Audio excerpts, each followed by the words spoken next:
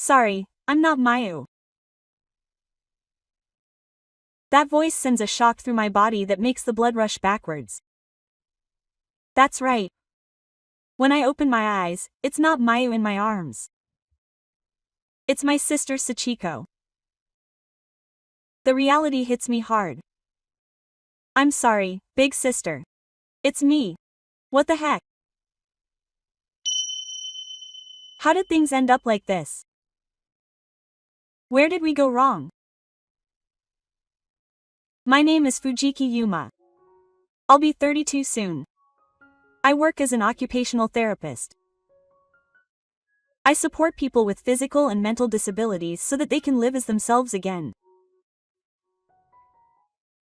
It's not just about the physical abilities of the patients, but also about how they want to live, how they want to get back to their daily lives. It's a job that involves dealing with life itself. That's why it's so hard, both physically and mentally. Every day, I have to suppress my own feelings and face someone else's pain, anxiety, and conflict.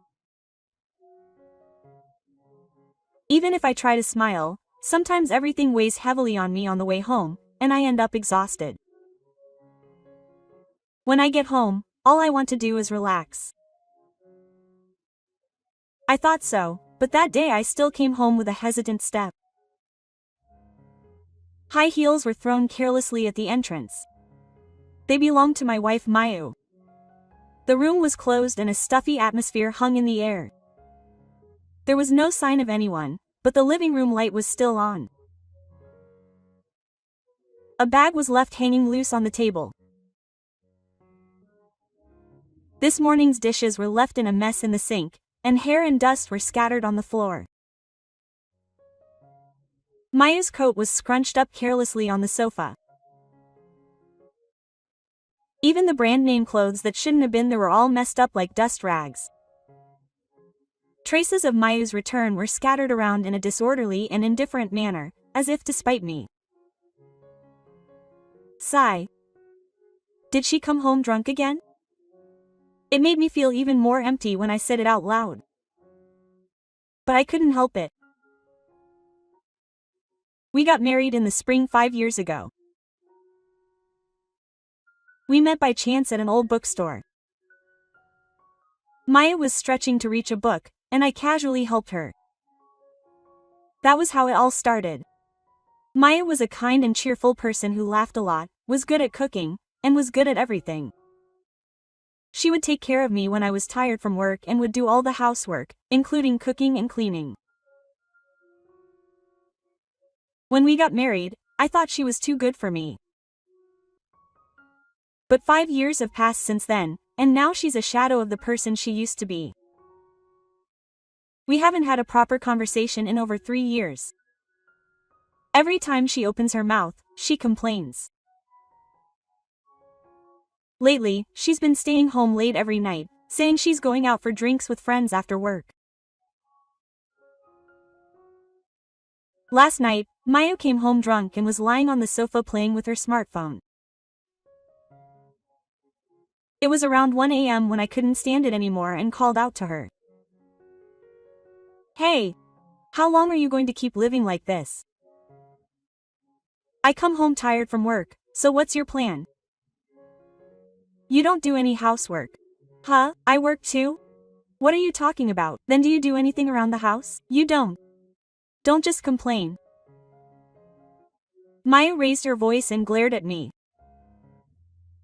I was speechless at her attitude, attacking me as if I were the only bad guy.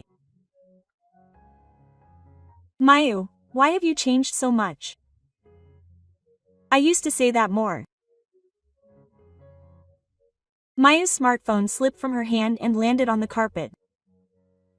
The screen was glowing as it faced me. Just then, a notification appeared that caught my eye. I just met you yesterday, but I miss you already.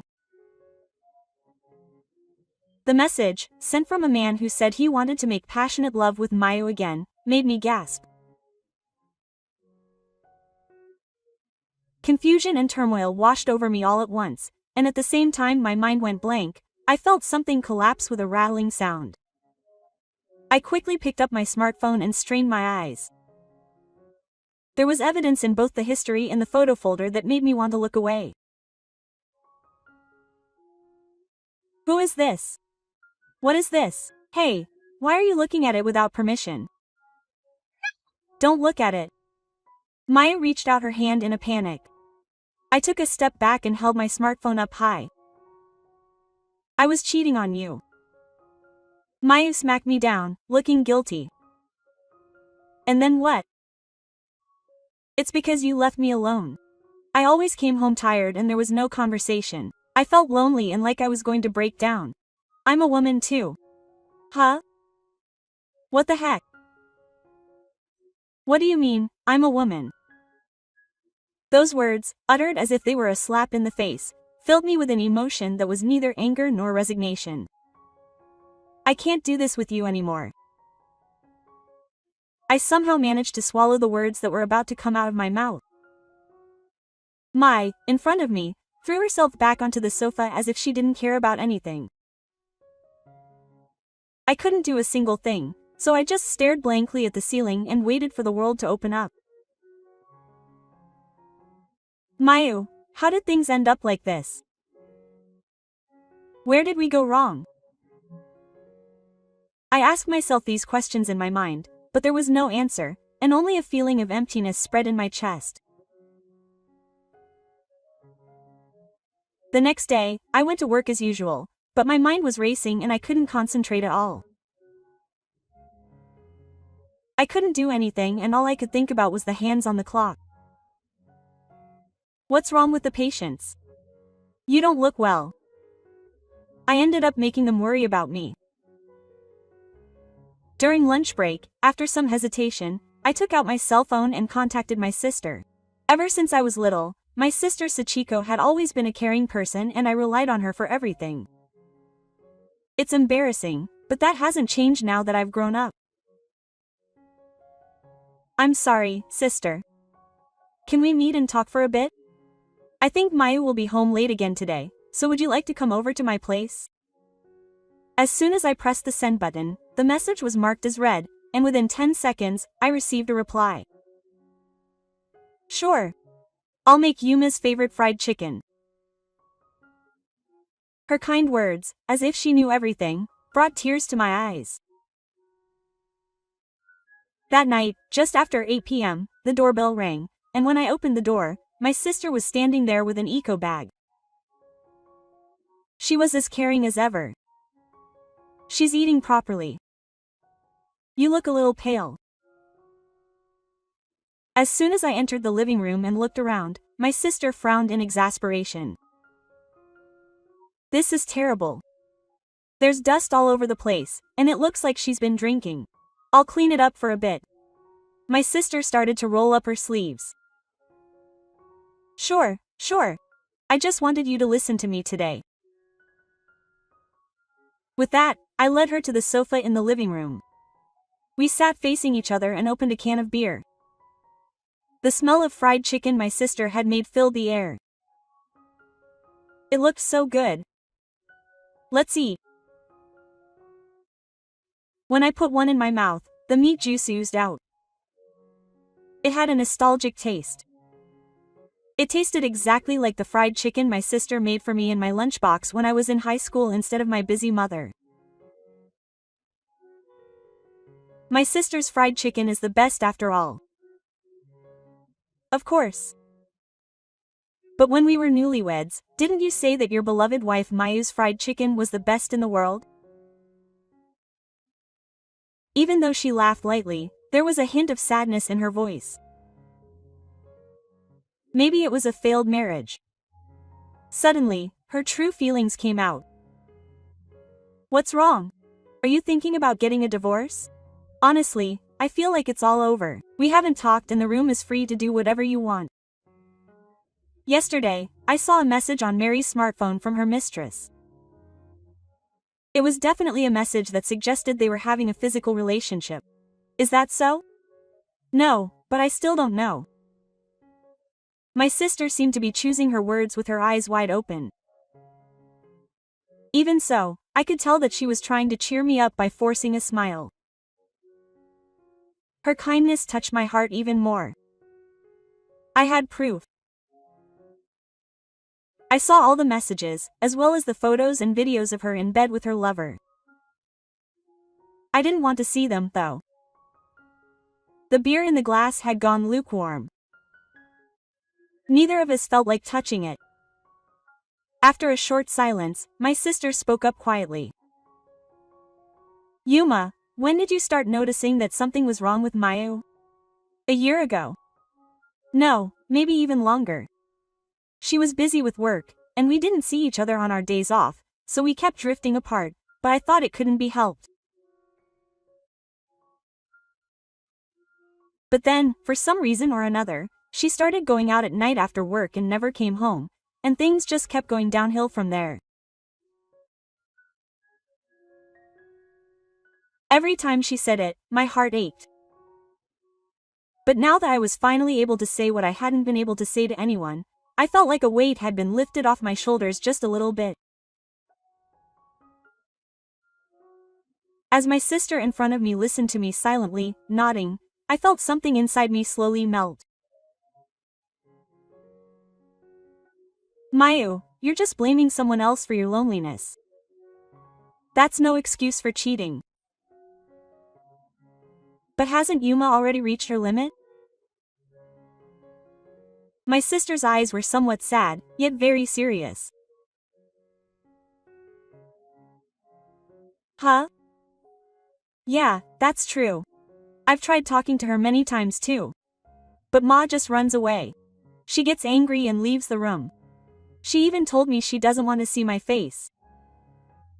I don't know what to do anymore. If that's the case, I think I should just distance myself for a while, or decide to break up. But is it really that easy to let go? To destroy all the time and memories we've spent together and end it all? My sister listened silently to my lingering story. She didn't deny it, she didn't embarrass me. She just accepted my pain. At that moment, the sound of a notification on my smartphone suddenly cut through the air in the room. Maya's name was on the screen, not a call, but a line notification. I'm not coming home today. I'll be staying at my parents' house for a while. That's what it seems like. When I showed my sister the screen of my smartphone, she let out a small sigh. That kid's just running away. He's thrown away the courage and responsibility to face you. Sis, what am I living for now? I work hard and come home to no one. My family is broken, so what am I trying so hard for? The fingers holding the can of beer trembled slightly. It doesn't matter what it is for now. As long as I'm alive, I can start over. I'm here. If I can be on your side, that's enough. Those words warmed my heart. And then tears suddenly fell. I tried to stop them, but they wouldn't stop. I laughed while crying. I'm sorry. It's too much to cry in front of my sister at this age. You're an idiot. Cry whenever you feel like it. You're my little brother. My sister's voice was soft and warm. My sister Sachiko has always been a reliable presence for me. When I was in elementary school, she would come to pick me up from the school gate after school when I was being bullied, and would lead me home by the hand. When I was in junior high school, she would make me a midnight snack and silently stay by my side as I was nervous about taking my entrance exams. I would spend the night quietly chatting with my sister over fried chicken and beer. I felt the stormy waves in my heart gradually calming down. When I talk to my sister, I feel calm somehow. Of course, she's been your counselor since long ago. Before I knew it, we had both had several beers. My sister, who is supposed to be able to handle alcohol, would laugh and say that she might have had a little too much to drink, and lie down on the sofa. I sat down next to her, and before I knew it, I was drifting off into unconsciousness. I wonder how long I had been asleep. When I suddenly woke up, I felt the warmth of someone next to me. The faint, sweet scent of shampoo. Rubbing my eyes, I reached out my arms and naturally put my arms around the back of the person next to me. I gently held her close to me, her body so soft and lovely that I couldn't help but hug her tightly.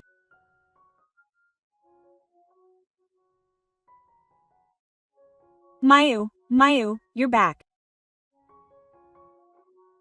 Have your eyebrows returned to being as gentle as they used to be? I simply surrendered myself to that feeling, which was neither dream nor reality. The touch of her hair against my chest, the feeling of a child's nostalgia, almost brought tears to my eyes. Miu embraced her beloved body enthusiastically and we greedily indulged in each other. Mayu, murmuring my name, Yuma, passionately writhed her body as she accepted me, just as she used to. I was intoxicated by the atmosphere of the hall and soon came to my climax. The two of us lay on the bed, exhausted. But the next moment, a small voice in my ear brought everything back to reality. I'm sorry, Yuma. I'm not Mayu, quote. That voice sent a shock through my body, making the blood rush back. That's right, when I opened my eyes, it wasn't Mayu in my arms. Of course it wasn't Mayu. It was my older sister, Sachiko. Reality cut through my chest. I'm sorry, big sister. What the heck? Feeling the blood running down my spine, I quickly distanced myself from my sister, who was lying on the ground, completely naked. But my sister just opened her eyes wide in surprise, and instead of getting angry or blaming me, she just stared at me calmly. I'm sorry, I'm such a jerk. How could I have mistaken Mayu for my sister? Even though I was drunk, that's no excuse. I said this with my head down and a voice that I couldn't control. That was what I really meant. I felt pathetic and sorry, and I hated myself. My sister was silent for a while, but then she let out a small smile. You're an idiot. It's not your fault that you made a mistake. We were both drunk, and that just means we were tired. I felt a little relieved by those words. But the more I felt relieved, the more guilt weighed heavily on me. Before long, my sister, who had cleaned up her house, stood at the entrance. In the awkward silence between us, she turned around and smiled gently. I'm glad I got to hear your story. See you later. Why, thank you. You saved me. With that, the door closed quietly. The cold morning air blew in, and the heat that had filled Sakuya's air quickly receded. I took a deep breath in the room, left alone. That gentle smile was painful to see now. But I thought back to my sister, who had stiffened for a moment but had not refused me and had given me her body. At that moment, I felt as if I had found a name for the feelings I had. I wondered if I might like my sister. It wasn't just a sibling relationship. It was deeper, hotter. Romantic feelings. Thinking back, I feel like I've been doing more than just being an older sister since I was little. In fact, my sister and I are siblings on paper, but we are not related by blood. When I was 3 years old, my mother remarried, but her partner already had a girlfriend in Gifu, and that was Sachiko. In other words, Sachiko and I grew up as family, but we were never separated. We'd lived under the same roof and spent our time as siblings ever since I was old enough to remember. Sachiko was a kind older sister who always looked out for me, and she was someone I could rely on. But as I grew up, the line between being an older sister and being an older sister may have become blurred. I think it was when I was in middle school. When I had a cold, Sachiko would put her hand on my forehead several times in the middle of the night to check on me. I remember how gentle and warm her hand was at night, and how it made my heart beat strangely fast.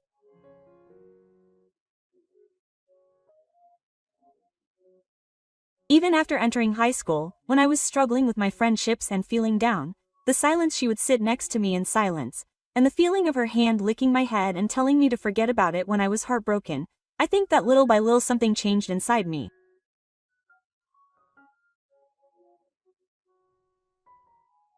Before I knew it, every time I saw my friend's girlfriend, I thought of Sachiko, and I found myself wanting my own girlfriend to be as kind as an older sister. I kept telling myself that I loved her because she was family, but maybe I had actually been feeling more than just older sisterly feelings for Sachiko for a long time. And then that unexpected feeling that night quietly gave me the push I needed. I had been struggling to somehow repair my relationship with Mayu, but the moment I felt my older sister's kindness, I realized what I really wanted was a place where I could relax and find peace of mind. And that night I finally made up my mind. It's time to end things with Mayu.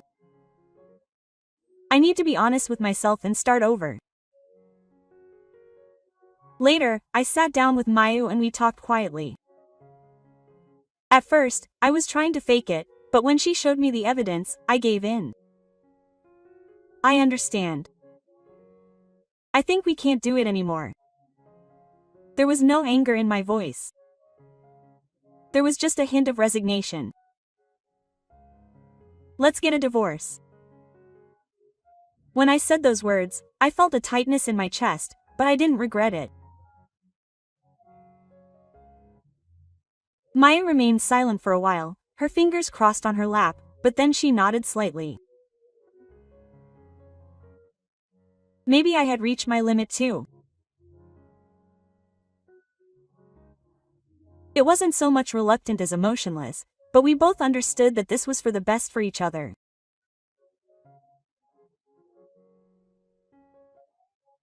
The conversation didn't get any further, and we quietly began moving towards ending our marriage. It was an end that seemed abrupt, but one that brought us together quietly from the bottom of our hearts. After leaving home, I rented a small apartment in the next town.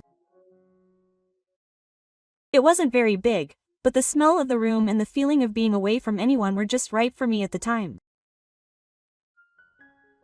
Taking a breather, I took out my smartphone and sent my sister a message for the first time in a while.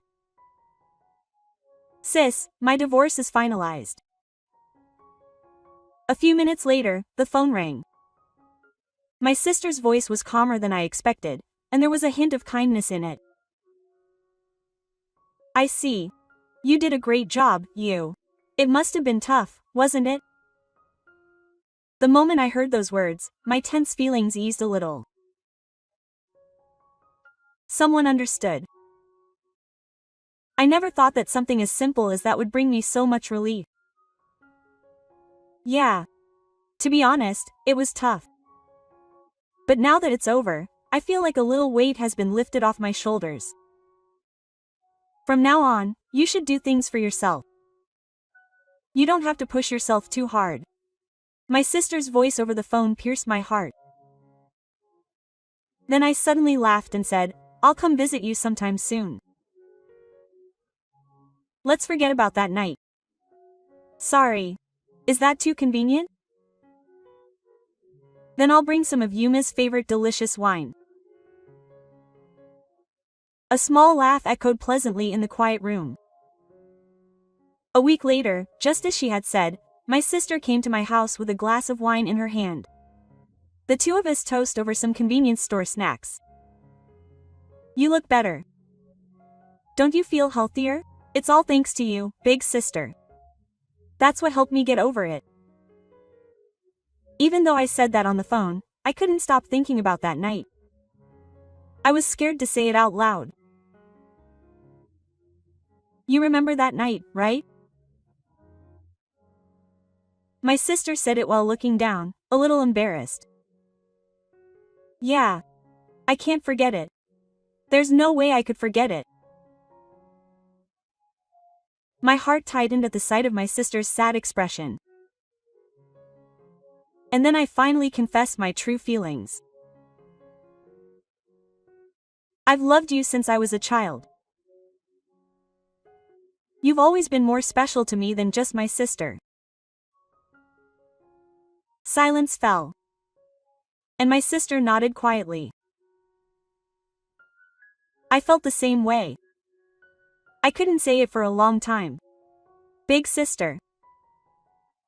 We made love again. We loved each other freely and wholeheartedly.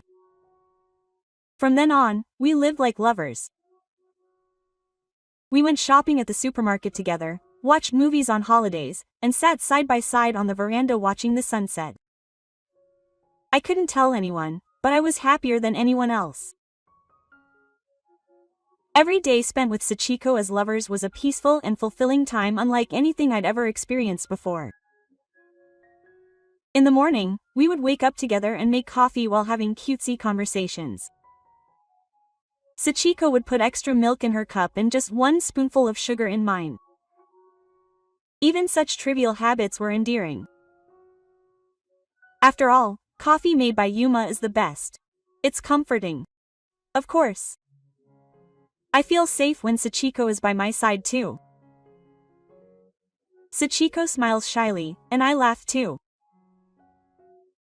After work, one of us makes dinner, and we sit around the table watching TV. Eating out is nice, but it can't compare to the warmth of a home-cooked meal.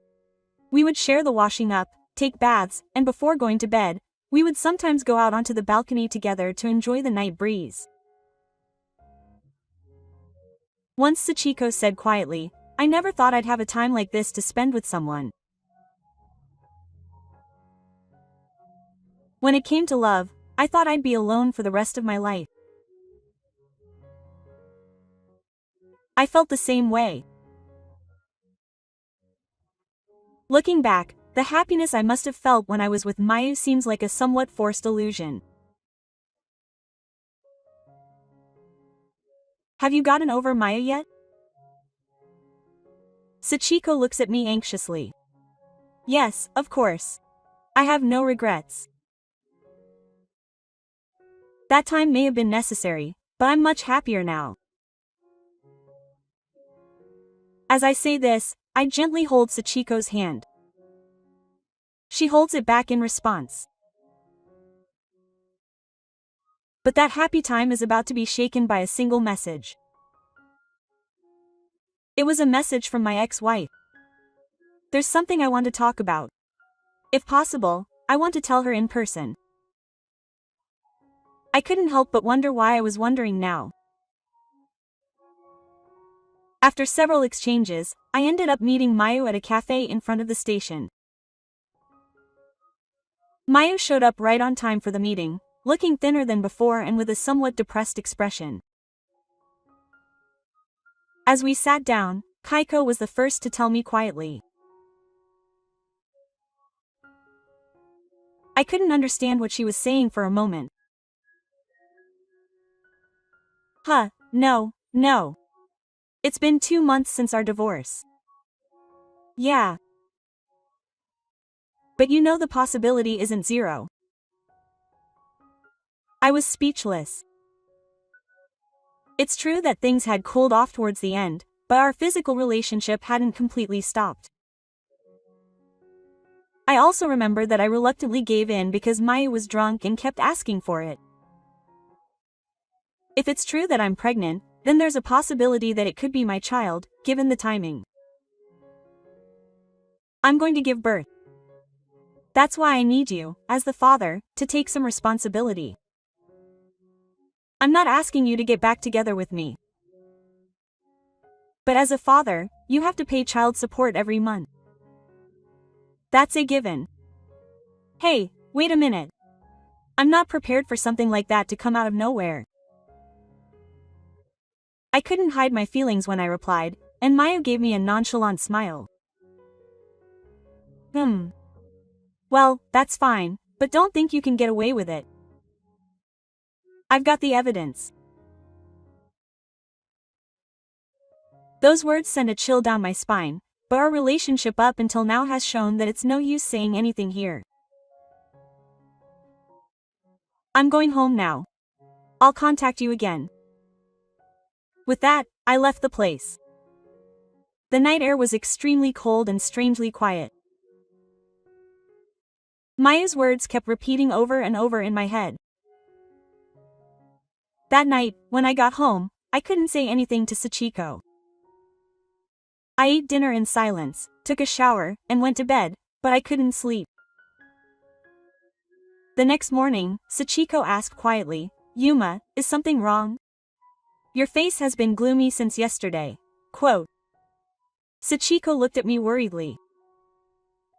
Given the circumstances, I couldn't keep it a secret forever. I decided to speak up. Actually, Mayu told me that she was pregnant. Sachiko's expression hardened. It might be her child. Huh? Yeah. I can't say it's impossible, but I honestly don't know. I see. After saying that, Sachiko remained silent for a while. A faint sense of anxiety and sadness appeared on her face. I realized that I had done a terrible job of misleading Sachiko. That same day, I confided in my friend Fuji from college, who is a lawyer, about my feelings. I think we should get a DNA test done just in case. If we don't clarify who the father is, it'll be troublesome later on. Quote. Following Ando's advice, I offered to have Mayu do a DNA test. At first, I knew, but when I proceeded with the terms, including the Venus story, I reluctantly agreed. And then, a few weeks later, the results finally came out. Holding the documents that had been sent to me, I took a deep breath. And what caught my eye was the test result: no parent-child relationship. I was relieved to see the result written in bold letters. The child in Mayu's womb was not mine. I immediately called Mayu, and she turned white as if she had resigned herself to the situation. Haha. So it's my current boyfriend's child after all. He's someone who makes a lot of money in meetings, but when he said he couldn't take responsibility because he had a family, I couldn't believe my ears when he said those words.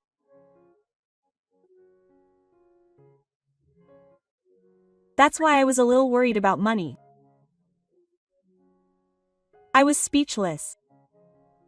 More than anger, I felt emptiness and astonishment. I calmly told him, "Please don't get involved with me anymore. We're already divorced. I have no obligation to pay alimony or child support." Quote. Sachiko, who had been at work, came home immediately after I hung up the phone. It wasn't my child. Sachiko was silent for a while after hearing my words, but that was good. Tears welled up in her eyes as she said that. I gently squeezed her shoulder. There's nothing to worry about anymore. Let's move forward. Yeah. That's right. Yeah. Sachiko's hand gripped my shirt tightly. A few days later, I made up my mind and went to my parents' house with Sachiko. Although I said there was nothing to worry about anymore, the final step of telling my mother about our relationship was waiting for me. When I opened the front door, my mother peeked her head out from the kitchen. It's been a while, and it's not the first time the two of us have come together. I'm happy. Yeah. I had something to talk about, so we moved to the living room and sat down side by side to greet my mother. Sachiko's hand was a little colder than usual. I gently squeezed it. Did something happen? My mother looked back and forth between Sachiko, who was straightening up, and me, and then disappeared in disbelief. The truth is, Sachiko and I are dating as lovers. We're both serious about each other. My mother opened her eyes wide in surprise, but didn't raise her voice. Really? That's surprising. But we're not related by blood. We're Kiri siblings who got together when we were little. I've liked you since I was little. My mother nodded quietly. Actually, I kind of noticed. You never saw Sachiko as just your older sister, did you? You looked at Sachiko differently. She was so kind. Huh, you noticed? That's just how mothers are. Of course, I was a little confused, but if you two are serious, I wouldn't object. Thank you, Mom. My mother smiled and held Sachiko's hand. Don't worry. If you're happy, that's all that matters. Yes, and be happy. Saki, I bowed deeply, trying to hold back tears. Thank you. I really appreciate it. My mother spoke happily to my father's Buddhist altar. You must be happy. After all that, it seems like they've finally found true happiness. Please watch over these children so that they will be happy forever. At that moment, a soft breeze blew in through the window, and the smoke from the altar placed in front of the Buddhist altar slowly rose. It was as if my father was silently nodding to my mother's words. I couldn't help but close my eyes and swear. I would definitely make Sachiko happy. A few months later, with Ando's help, we had finally completed the half-hearted procedures and were finally legally no longer siblings, and we were able to officially get married. Kyo simply invited only his family and close friends for a private wedding. Sachiko, dressed in a white dress, was more beautiful than anyone else. It's like a dream. It really is like a dream.